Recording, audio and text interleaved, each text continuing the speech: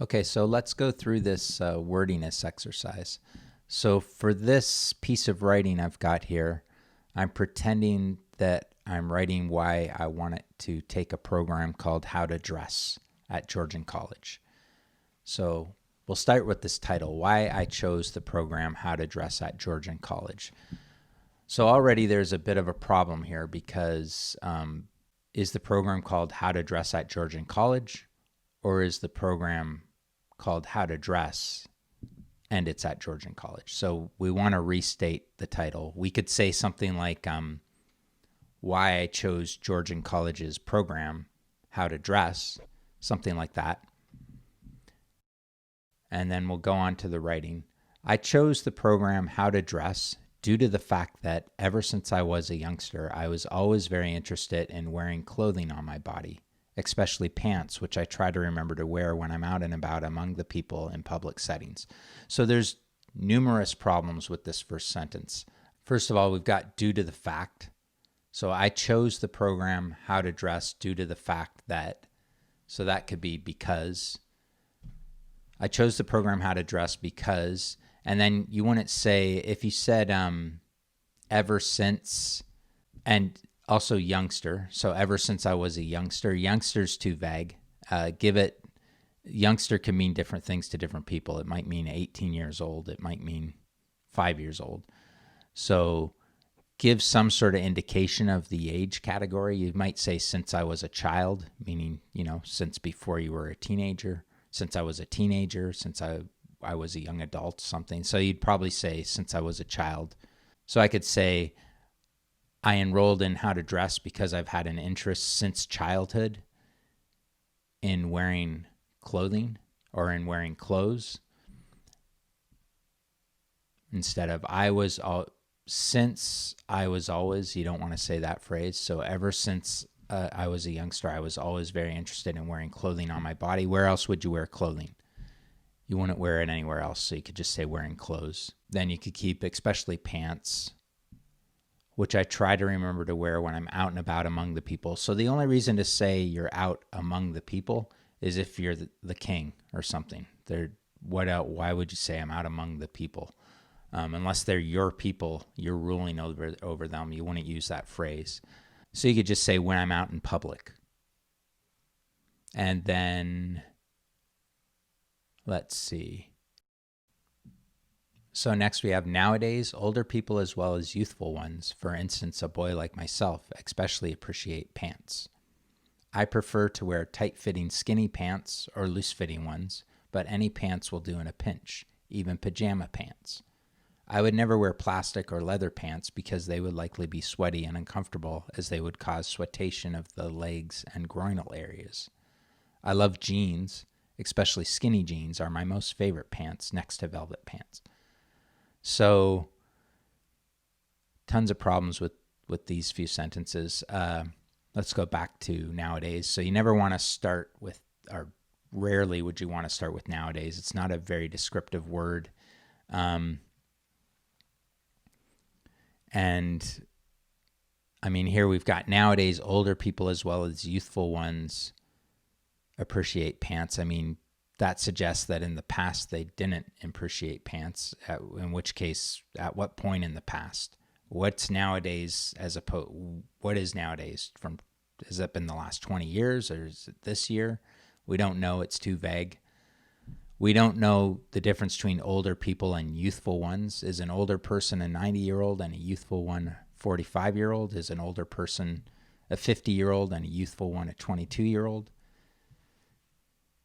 But then we've got here, for instance, a boy like myself. So I suppose a youthful one must be, between 18 and 25 or something, because this person's a college student and a youthful college student.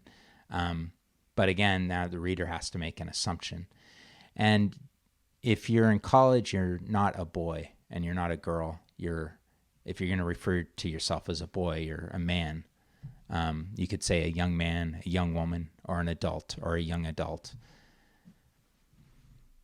So next we have, I prefer to wear tight-fitting skinny pants. Skinny pants are always tight-fitting. That's why they're skinny pants, or loose-fitting ones. That doesn't make any sense because skinny pants are not loose-fitting, and which do you prefer, tight fitting or loose fitting? You can't prefer both. So I guess this really means I prefer skinny pants. But any pants will do in a pinch, even pajama pants. If any pants will do, then you don't need to specify pajama pants. I would never wear plastic or leather pants because they would likely be sweaty and uncomfortable, as they would cause sweatation of the legs and groinal areas. Well, first of all, sweatation is not a word. If they're sweaty then they would, of course, cause sweating of the legs and groinal areas. So they're not. That's just saying the same thing twice. And then why would you say groinal areas? You'd just say groin. So all of these sentences next we got, I love jeans, especially skinny jeans, which we've already said are my most favorite pants. If they're your favorite, you wouldn't say most favorite. Favorite means you favor them most of all. Skinny jeans are my favorite next to velvet pants. So again, doesn't make sense. I imagine you can have velvet skinny jeans, but anyway, we can take from nowadays all the way to velvet pants and reduce that to, I prefer skinny jeans made of velvet or denim. However, I'll wear any pants except sweaty plastic or leather, something like that. So you could reduce that to one sentence. I used to never wear underwear until one day in January, I ripped the bottom right off my pants against the sharp edge of a desk bar as I was getting up from my school desk at school. Then we got a comma splice here. I had to walk across a very crowded campus full of many people, and I could feel the ice-cold breeze freezing my bum hairs right off. I have a very hairy derriere, so some hairs remain to be seen. So I don't even know what I was thinking when I wrote that. I don't know what that means. Some hairs remain to be seen. And then I have a hairy derriere. You don't want to be cute like that in any kind of academic writing. So we could say, while I've always typically worn pants, up until last winter, I had avoided wearing underwear, or I had avoided underwear. However, I changed this practice after getting up from geometry class, so we're naming the class now, instead of just saying you got up from a school desk. So after getting up from geometry class and ripping my jeans on a metal snag protruding from my desk. So instead of saying, the edge of a desk bar is not particularly descriptive. We could say on a metal snag protruding from my desk.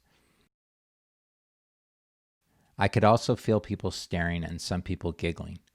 I would be less embarrassed, or should I say less embarrassed. So again, don't use these kind of puns in any kind of academic writing. If I wore underwear and I was afeared, so that should be afraid, that a police might arrest me and charge me with indecent exposure to the elements. So you can be charged with indecent exposure, but not with indecent exposure to the elements. Exposure to the elements is something different. Whereupon I would give the wrong impression and send the wrong signal to other inmates in prison, my soon-to-be co-prisoners, so that's getting kind of dark. Luckily for me, I did not get arrested, and I made it to my car without incident to live another day. I am a survivor, and this is my story. So I would say being embarrassed because you ripped your pants doesn't qualify for you to call yourself a survivor.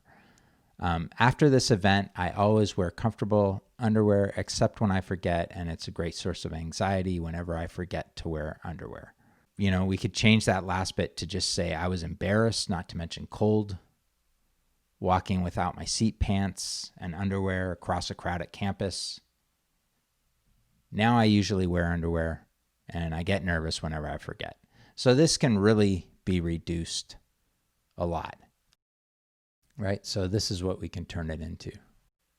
So you can pause this and read through it if you like.